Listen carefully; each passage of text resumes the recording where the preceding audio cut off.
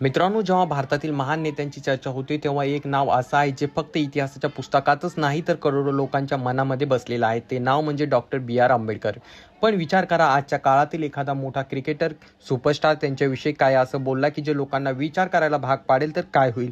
अलीकडेच असंच एक नाव रोहित शर्मा यांच्याशी जोडलं गेलं आहे आणि ही चर्चा सोशल मीडियावरती झपाट्याने व्हायरल होताना दिसत आहे. भारताचा कर्णधार आणि करोडो तरुणांचा आयडॉल रोहित शर्मा यांना आपण त्यांच्या शानदार फलंदाजी आणि शांत स्वभावासाठी ओळखतो. 30 एप्रिल 1987 रोजी जन्मलेला रोहित शर्मा आज भारतीय क्रिकेटमधील सर्वात यशस्वी खेळाडूंमध्ये गणला जातो.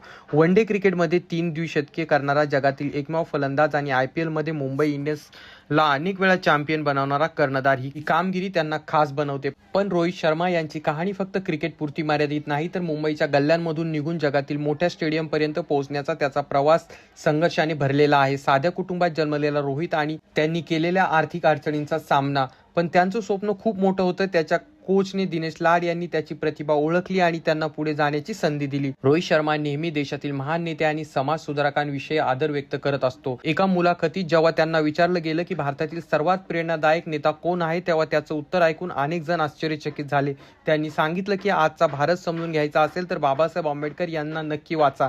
रोहित शर्मा यांनी पुढे सांगितलं की क्रिकेटच्या मैदानावरती खेळाडू कोणत्याही राज्याचा, भाषेचा किंवा धर्माचा असला तरी टीम सगळे समान असते. त्यांच्या मते ही गोष्ट त्यांना बाबासाहेबांच्या विचारांची आठवण करून देते. जेव्हा ते टीम सोबत मैदानावर उतरतात तेव्हा सगळे फक्त भारतीय असतात आणि हाच खरा भारत आहे. मित्रांनो, हे विधान खास यासाठी आहे कारण सहसा क्रिकेटपटू सामाजिक किंवा ऐतिहासिक विषयांवरती फार बोलत नाहीत.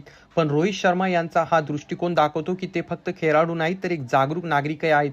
विशेष महाराष्ट्राशी त्यांचा संबंध असल्यामुळे जिथे बाबासाहेबांचं आंदोलन खूप मजबूत आहे त्यांच्या मनात हा आदर असणं स्वाभाविकच आहे. आता जर आपण बाबासाहेब यांच्याबद्दल बोललो तर त्यांचं जीवन फक्त एका नेत्याची गोष्ट नाही तर संघर्ष आणि बदलाची प्रेरणादायी कथा आहे. त्यांनी अशा काळात जन्म घेतला जेव्हा समाजात भेदभाव मोठ्या प्रमाणात होता, पण त्यांनी त्या परिस्थितीला स्वीकारलं नाही आणि शिक्षणाला सर्वात मोठं शस्त्र बनविलं. त्यांनी भारतीय संविधानाची निर्माण करून देशाला समानता, स्वातंत्र्यता आणि न्यायाचा मजबूत पाया दिला.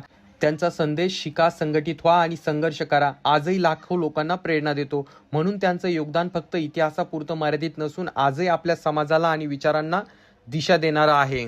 तर मित्रांनो, हे होते रोहित शर्माचे डॉक्टर बाबासाहेब आंबेडकर यांच्याबद्दलचे विचार. तुम्हाला याबद्दल काय वाटतं खाली कॉमेंट करून नक्कीच सांगा. चॅनलवरती नवीन असाल तर चॅनलला नक्कीच सबस्क्राईब करा.